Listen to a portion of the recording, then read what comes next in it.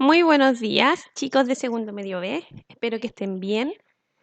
Nosotros, perdón, la clase pasada estuvimos viendo lo que era el factor de Van Hoff. Y con eso nosotros cerramos la unidad. Se dio término a las propiedades coligativas. Por lo tanto, hoy empezamos una unidad nueva, que es la última unidad del año, un poco larga, que sale de lo que veníamos viendo todo el año, en donde había mucho cálculo matemático implicado, muchas fórmulas. Dejamos de lado eso, dejamos un poco de lado la matemática y nos metemos ya a la química en sí. Por lo tanto, como estamos recién empezando la unidad, el objetivo de nuestra clase de hoy va a ser reconocer los compuestos orgánicos y además la tetravalencia del carbono. Anótenlo en su cuaderno. Primero, mencionar un poquito con lo que habíamos estado trabajando ya la clase pasada y cerramos la unidad, en donde terminamos comparando las fórmulas con las que realizábamos los cálculos de las distintas propiedades coligativas cuando teníamos un soluto no electrolito y un soluto electrolito. Y las fórmulas eran exactamente iguales, solo que aparecía este I, que es el factor de Van Hoff, que tiene relación con la cantidad de iones en las que se disocia este electrolito. Por lo tanto, provoca un aumento del valor del número de las propiedades coligativas en comparación con un no electrolito. Porque al ser electrolito me va a generar iones. Por lo bajo voy a tener 2 iones. Entonces, el I va a ser 2 o más. Entonces, todo lo voy a estar aumentando por 2, por 3, dependiendo la cantidad de iones. Y aquí donde damos paso a nuestra unidad nueva. Y para ello, yo les traigo una pequeña actividad primero inicial, en donde necesito que ustedes se den un tiempo y piensen, no busquen, según lo que ustedes creen, decir si estos compuestos son orgánicos o inorgánicos, según lo que ustedes crean que es orgánico y según lo que ustedes crean que es inorgánico. Les voy a dar una pista. El año pasado vieron nomenclatura inorgánica, ¿sí? Entonces eso ya nos da una idea más o menos de los compuestos inorgánicos. Primera imagen, medicamentos, sal de mesa, pilas, baterías, agua, gas, jabones, el ADN, piedras, minerales, aquí una figura de yeso, frutas y verduras. Clasifíquenlo. Les voy a dar unos minutitos para que puedan clasificarlo.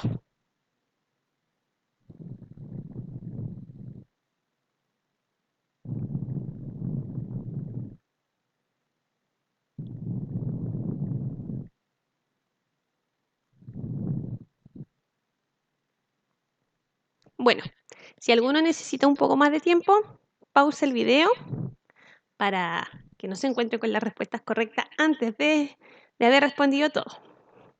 Chicos, según la experiencia que he tenido, lo clasifican los medicamentos en general como orgánicos. La sal puede ser orgánica o inorgánica según algunos.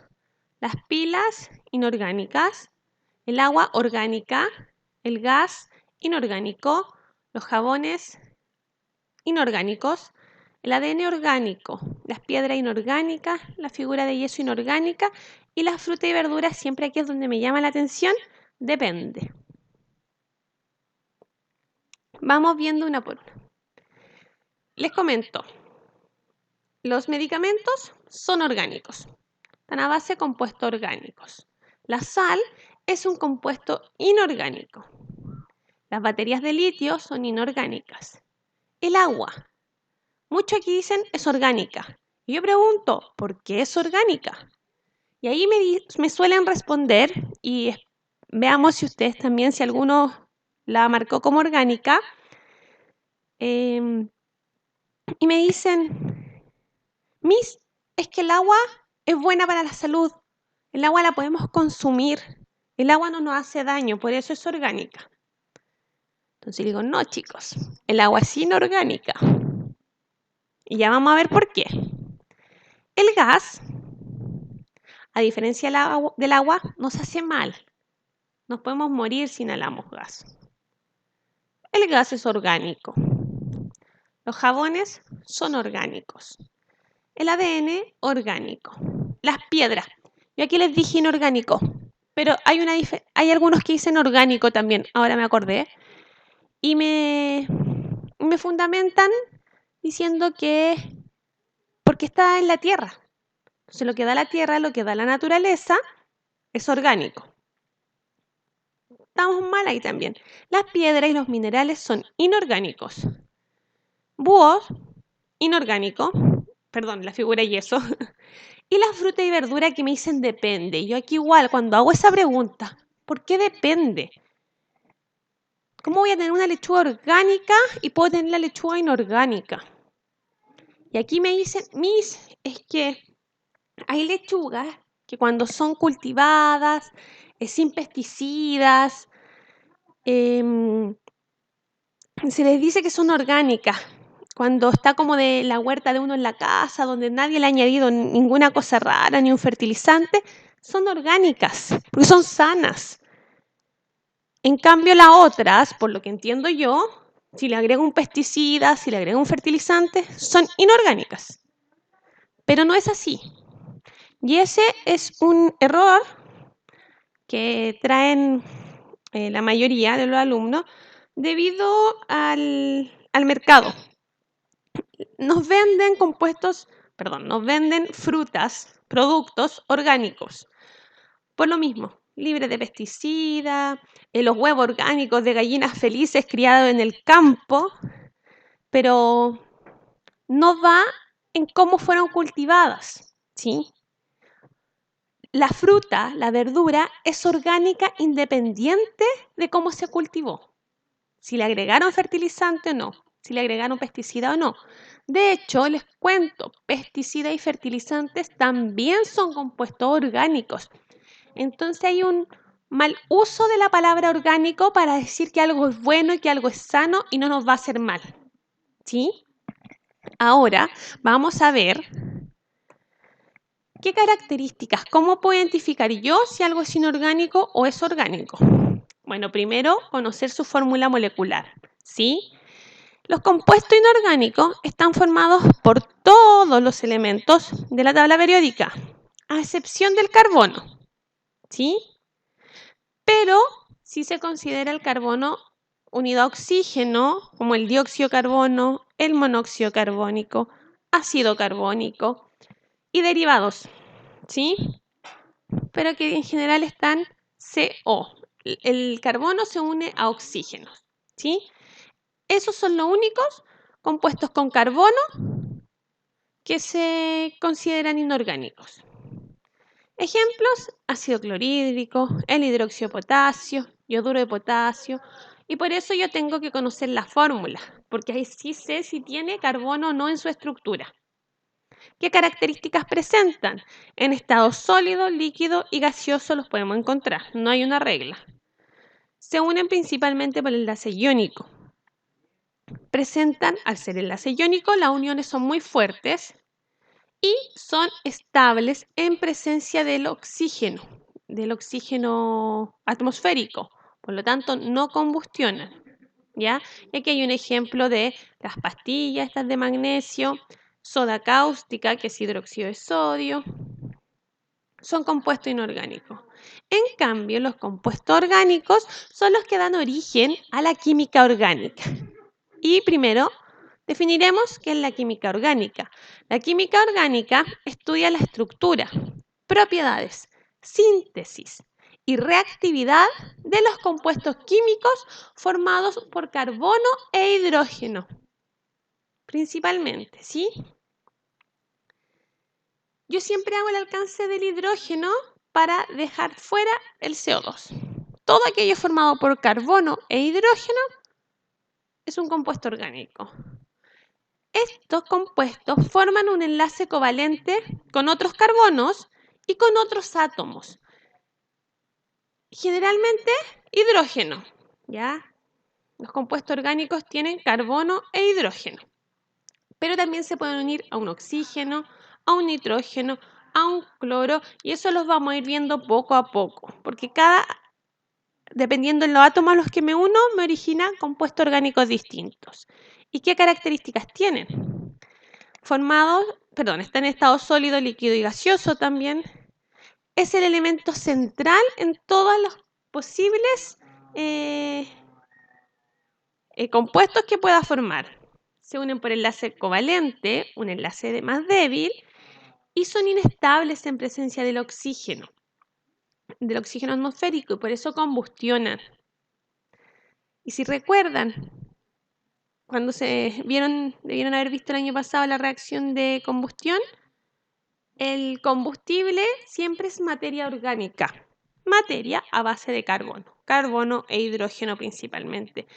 Entonces yo así distingo un compuesto orgánico de un inorgánico. Conozco su fórmula molecular, ¿sí?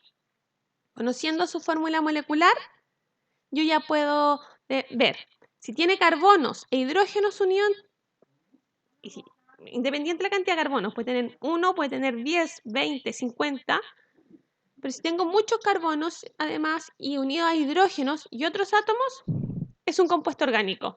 Si tengo cualquier otro elemento presente y no hay carbono, tengo un compuesto inorgánico, ¿sí? Y ahora les pregunto a ustedes, ¿qué creen ustedes que hay más? ¿Compuestos orgánicos o compuestos inorgánicos en la naturaleza? ¿Qué creen? La voy a dejar ahí boteando, ¿sí? Vamos a ver algunas otras cositas y ya con lo final vamos a dar respuesta a esa misma pregunta, no la olviden. Bueno, otra característica que presenta el carbono, aparte de dar origen a todos los compuestos orgánicos, es que tiene distintas formas alotrópicas. ¿Y qué quiere decir eso? Es la propiedad de algunos elementos de encontrarse, como aparece acá, bajo estructuras moleculares distintas en un mismo estado físico. ¿Qué quiere decir eso? Que se diferencian en la forma en que se enlazan los átomos. Es un poco compleja la definición. Lo que me da a entender a mí es que los carbonos se unen entre sí y pueden originar compuestos con formas distintas. Bueno, una de las primeras formas alotrópicas del carbono es el grafito. Y es exactamente el mismo grafito que está en su lapismina o portamina. En este caso, el átomo de carbono se une de forma covalente a otros 3 átomos de carbono. Si nos fijamos acá, mi átomo de carbono se une a 1, 2, 3 átomos de carbono. Cada circulito es un átomo de carbono, cada línea es un enlace. ¿Ya? Lo que hace es formar red de anillos hexagonales, como los que tenemos acá. Hay un hexágono, otro al lado, otro y otro. Planos, que forman láminas paralelas entre sí, unidas por fuerzas intermoleculares. Si se fijan, no tienen tridimensionalidad, no hay un volumen acá. Si yo me enfoco solo en un hexágono, ¿sí? Y yo junto muchas de estas redes, estas mismas redes, pongo una arriba, otra abajo y otra y otra y otra, me va a dar muchas láminas de los mismos tipos de hexágonos de carbono, ¿sí? Pero yo tengo 2 tipos de grafito y es lo que vamos a ver acá.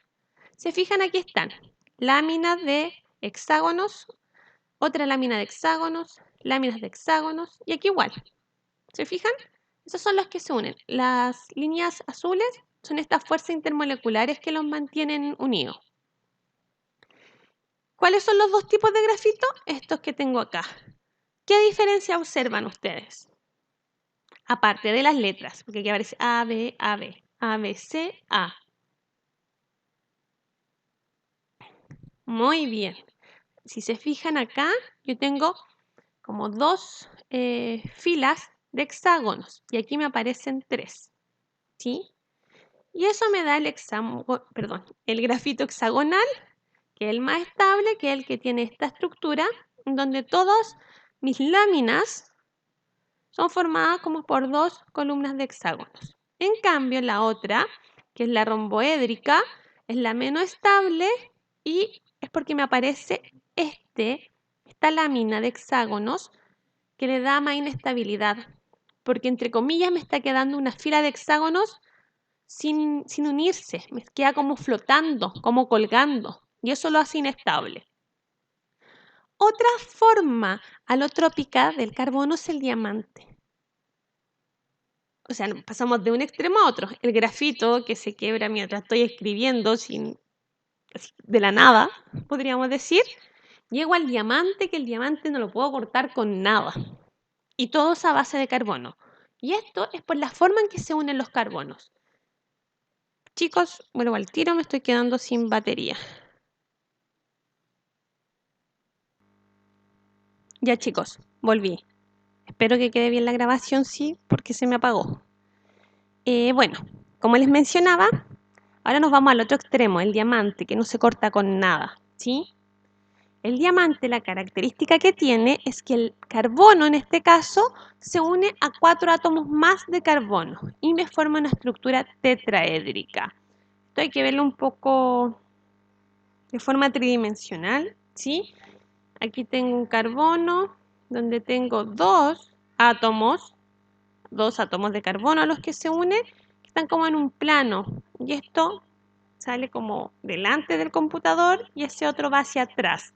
¿Ya? Pero lo importante es que se está uniendo a 4 átomos.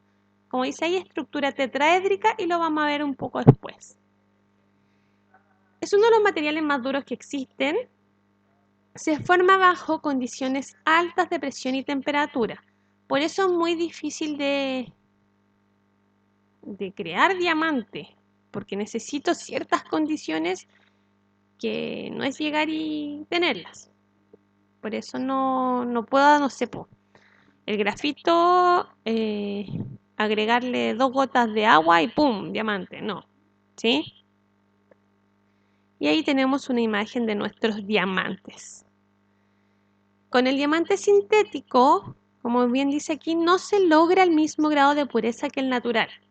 ¿Sí? Se puede lograr esas condiciones. Cuesta, no se hace en cualquier lado, pero no se logra la misma pureza y por eso son más baratos, entre comillas más baratos, y no son muy vendidos, porque la gente que se dedica a comprar diamantes tiene la plata, obviamente le interesa el diamante puro, que se formó de forma natural. Y otra forma alotrópica es el fulereno, ¿sí? El fulereno es la tercera forma más estable, la que encontramos el carbono. En una lámina puedo tener pentágonos, hexágonos y hasta heptágonos, lo que le da una forma circular o elíptica, pero no lo deja tan rígido.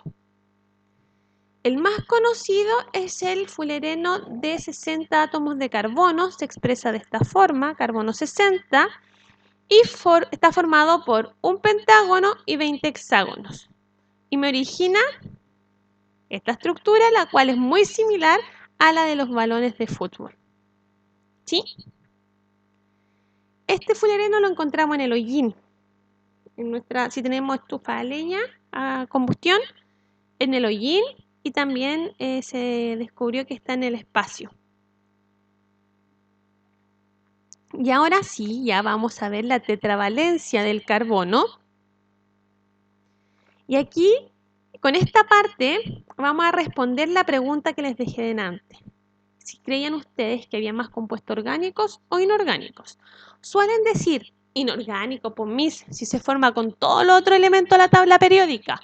En cambio, los orgánicos son a partir de carbono nomás, po. Carbono y el hidrógeno y uno que otro átomo que se puede unir. Pero todos los otros elementos se utilizan para lo inorgánico, entonces lo inorgánico. Yo les digo que no. ¿Por qué no? Vamos a ver, primero, Aquí hay que recordar un poco configuración electrónica. ¿Cuántos electrones de valencia tiene el carbono? La forma más fácil es ver en qué grupo se ubica el carbono. Si está ubicado en el grupo 4A o grupo 14, son 4 los electrones de valencia. Pero ¿cómo lo vemos? El Z del carbono es 6, ¿sí?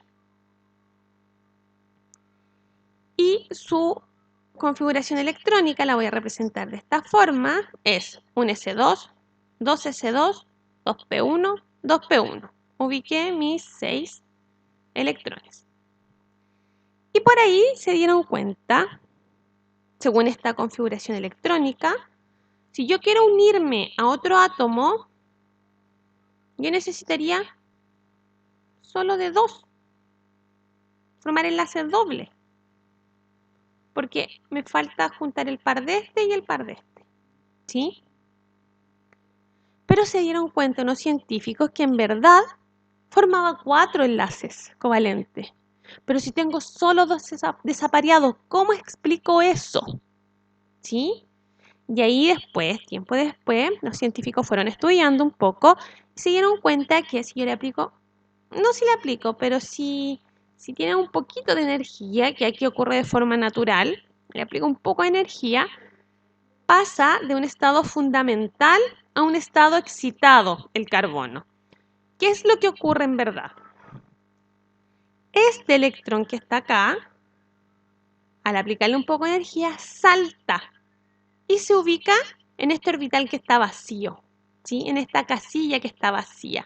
En vez de tener 2 acá, ubico 1 acá y me queda de esta manera. 1, 2, 3, 4. 4 orbitales desapareados, por lo tanto puedo unirme a 4, no unirme, pero puedo formar 4 enlaces para poder aparear estos electrones, ¿sí? Entonces, de esa manera se explica la tetravalencia. La tetravalencia quiere decir que se une a 4. 4 electrones de valencia. Yo aquí veía 2. Acá tengo 4. ¿Sí? Por esto mismo. Porque paso un estado fundamental donde hay solo 2 electrones desapareados a un estado excitado donde tengo mis 4 electrones desapareados. Esta tetravalencia del carbono que me permite unir a 4 elementos distintos, sumado a que el carbono puede unirse entre sí, me explica la cantidad enorme de compuestos orgánicos que existen, ¿sí?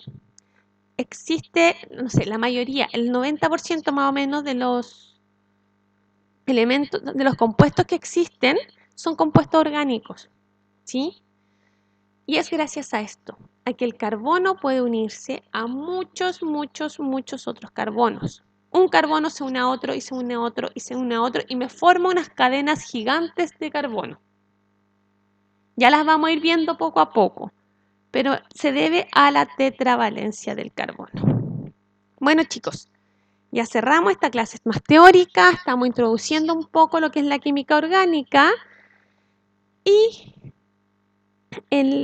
los compuestos orgánicos son la base elemental, obviamente, de las moléculas orgánicas.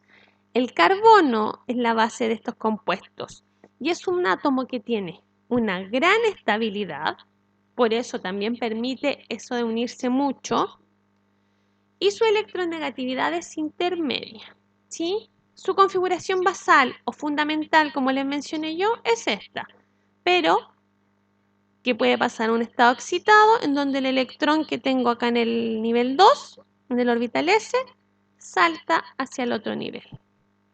Y esto, aquí les tengo una imagen del carbono, en este caso unido solo a hidrógeno, ¿sí? Y me muestra un poco la tetravalencia y la forma tetraédrica con la que hablábamos en el diamante, también la podemos ver acá.